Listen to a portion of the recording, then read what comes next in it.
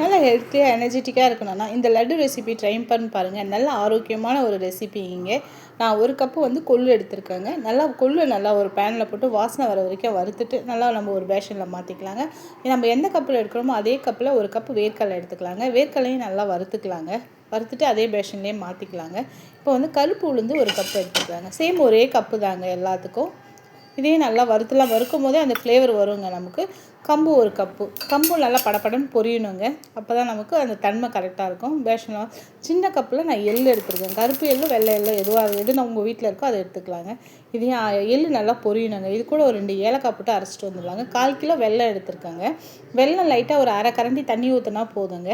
ஒரு 1/4 ஸ்பூன் வந்து சுக்கு பொடி, 1 ஸ்பூன் நெய்யுங்க. நல்லா அந்த ஃப்ளேவருக்கு.